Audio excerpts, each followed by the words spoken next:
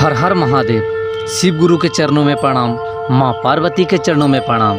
हे गुरु भाई बहन, आज मैं फिर बहुत सुंदर कथा लेके आया हूँ, जिसे आप ध्यान से सुनिए और समझिएगा। एक छोटा सा गांव में एक किसान रहा करता था, जिसका नाम मदन और उसकी पत्नी का नाम रेनू और उसका बेटा का नाम राजू था। मदन बहुत मेहनती था। वह मेहनत करके अपने खेतों में फसल उगाया करता था, लेकिन उसकी खेतों में अच्छी फसल नहीं हो पाता था। इसके कारण वह गरीब ही था। उसकी पत्नी शिव का पूजा करती थी और मदन भी शिव का पूजा करता था। उसका बेटा राजू एक छोटा सा स्कूल में पढ़ा करता था। एक दिन मदन अपने खेत की तरफ घूमने गया। वहाँ देखा कि इसके खेतों में बहुत अच्छा फसल लहलहा रहा है। इसे देखकर इसके मन में बहुत खुशी हुई। इसे लगा कि हमें हर बार तो खेती में अच्छा आमदनी नहीं होता था, अच्छा फसल उपज नहीं होता था, लेकिन इस बार बहुत अच्छा फसल हुआ है। इसे बेचकर मैं सारा कर्ज का चुकता कर दूंगा और बेटे को अच्छा सा किताब, कलम और कपड़ा ला कर के दूंगा। यह मन में सोच ही रहा था कि उसी समय बहुत तेज आंधी तूफान आया और वर्षा होने लगा, जिससे इसके सारे फसल बर्बाद हो गए। मदन यह आंखों के सामने फसल को बर्बाद होते हुए देखकर बहुत रोने लगा। उसे लगा कि देखो मेरी किस्मत में क्या लिखा है, इसमें कभी अच्छी फसल हुआ नहीं और इस बार अच्छा फसल भी हुआ, तो ये आंधी और तूफान वर्षा ने सारे फसल को बर्बाद कर दिया। अब मैं अपने कर्ज कैसे चुकता करूँगा, बच्चों के कपड़ा, हम लोगों का भोजन कैसे चलेगा। यह सोचकर रोने लगा। उसके बाद वह शिव के मंदिर में गया। वहाँ जाकर शिव से दया मांगा कि हे प्रभु, आखिर मेरे भक्ति में क्या कमी है कि मेरे साथ ऐसा होता है। मेरे खेत में कभी अच्छी फसल तो हुआ नहीं और इस बार यदि हुआ भी तो ये सब बर्बाद हो गया। हे प्रभु, हम पर कृपा कीजिए। अगर इसी तरह से चलता रहा तो हमारे ऊपर कर्जा जो है वह और बढ़ जाएगा और हमारे बच्चों का भविष्य बर्बाद होता चला जाएगा। मैं क्या करूं? इतना कहने के बाद वह अपने घर वापस लौट गया। घर आकर अपनी पत्नी रेनू से बोला कि इस बार अपना खेत में फसल तो बहुत हुआ, लेकिन मेरे आंखों के सामने सारा फसल बर्बाद हो गया। अब कर्ज कैसे चुकता करूंगा? यह सुनकर उसकी पत्नी भी बहुत चिंता में हो गई। वह बोली कि आगे के फसल उपज करने के लिए तो हम लोग के पास पैसा भी नहीं है, अब क्या होगा हमारे साथ। मदन बोला कि इस बार हम लोग बहुत मेहनत करेंगे, बहुत मेहनत करके और अच्छी फसल उपज करेंगे। रेनू बोली कि हाँ जी, हम खूब मेहनत करेंगे, लेकिन उसके लिए तो पैसा की आवश्यकता है।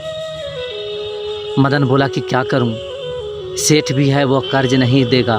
रेनू बोली कि आप चिंता ना करो जी, मेरे पास मंगलसूत्र है, ये आप ले जा कर के सेठ को दे दीजिए और इसके बदले पैसा लेकर के चले आइए। मदन बोला कि नहीं नहीं, मैं ऐसा नहीं कर सकता, तुम्हारा मंगलसूत्र मैं नहीं बेच सकता। रेनू बोली कि आप चिंता ना करो जी, ये गहने आखिर विपद समय में ही तो काम आएगी, आप इसे जाइए लेकर के और पैसा लेकर के आइए। मदन बहुत चिंता में था। उसे लग रहा था कि आखिर मेरे साथ ही ऐसा क्यों होता है। गांव के बहुत बड़े बड़े ज़मींदार हैं, उसका फसल तो बहुत कम नुकसान हुआ और मेरा तो पूरा का पूरा फसल बर्बाद हो गया। यह सोच करके सेठ के द्वार पर गया। सेठ देखते ही मजाक उड़ाने लगा, पूरा देखो भिखमंगा किसान को, ये बार बार पैसा लेके जाता है और ये देता नहीं है, इसे तो कर्जा का पहाड़ हो गया है। इस बार सेठ पैसा देने से इनकार कर रहा था, लेकिन मदन ने बताया कि मैं पैसे के बदला में गहना दूंगा। तो वह सेठ मंगलसूत्र को रख लिया और उसके बदला पैसा दिया। इस बार जब घर आया तो उसकी पत्नी बोली कि सुनिए जी, इस बार पूरा व्यवस्था कर लेना है कि आंधी हमारे खेत को कुछ न बिगाड़ सके। खेत के चारों तरफ घेर लेंगे और उसके बगल में माँ अन्नपूर्णा का एक मूर्ति लगा देंगे। मदन ऐसा ही किया, खेत को चारों तरफ से घेर दिया वहाँ पर माँ अन्नपूर्णा का मूर्ति लगा दिया और बहुत मेहनत करके सारा खेत में फसल लगा दिया। फसल बहुत अच्छा था, हरा भरा हो रहा था। मदन प्रतिदिन खेत में जाता था। उधर भगवान शिव और माँ पार्वती वह देख रहे थे। माँ पार्वती बोली कि हे स्वामी, देखिए मदन इस बार कितना मेहनत कर रहा है, इस पर ध्यान दीजिए और इसका हिस्सा का जो फसल होता है आप इसे प्राप्त करवाइए। शिव बोले कि आप चिंता न करो देवी, इससे अच्छी फसल प्राप्ति होगी। उसके कुछ दिन के बाद मदन, रेणु और उसके बेटा तीनों जब खेत की तरफ जाता है तो वहाँ पर देखता है कि इसके खेतों में एक सुनहरा रोशनी दिखाई दिया। वह नज़दीक पहुँचा तो देखा कि उसके खेत में जो धान का बाल लगा हुआ है वह धान नहीं, सोना का है। यह देखकर वह चकित हो गया। रेणु बोली कि ये जी देखिए, ये तो बाल पूरा सोना का है। मदन कहा कि हाँ, ये प्रभु शिव का कृपा है। वह मन ही मन शिव का प्रणाम किया और बोला, हे प्रभु, आपके कृपा से हमारे खेतों में सोना का फसल उपज हुआ है।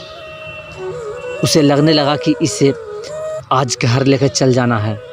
यह खेत किनारा में है इसलिए, नहीं तो किसी का नज़र पड़ा तो वह चुरा लेकर के चला जाएगा। वह खेत में ही रहा और जब अंधेरा हुआ तो वह फसल को अपने घर लेकर चला आया। उस फसल को बेचकर वह बहुत पैसा कमाया। उसके घर में अब सोना चांदी का कमी नहीं रहा। वह धनी बन चुका था। उसे जितना भी कर्जा था वह सब चुकता कर दिया।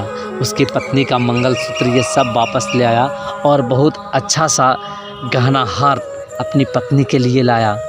अपने बेटा राजू को बहुत बड़ा स्कूल में एडमिशन करवा दिया और वह खुशी खुशी रहने लगा। लेकिन इतना होने के बाद भी मदन अपना खेती करना नहीं छोड़ा। वह अपना खेती में फसल उगाता रहा। उसे बहुत अच्छा आमदनी होने लगा। तो हे गुरु भाई बहन, यह कहानी से आपको क्या सीख मिला कमेंट में ज़रूर लिखिएगा और वीडियो को लाइक, चैनल को सब्सक्राइब ज़रूर कर दीजिएगा। हर हर महादेव।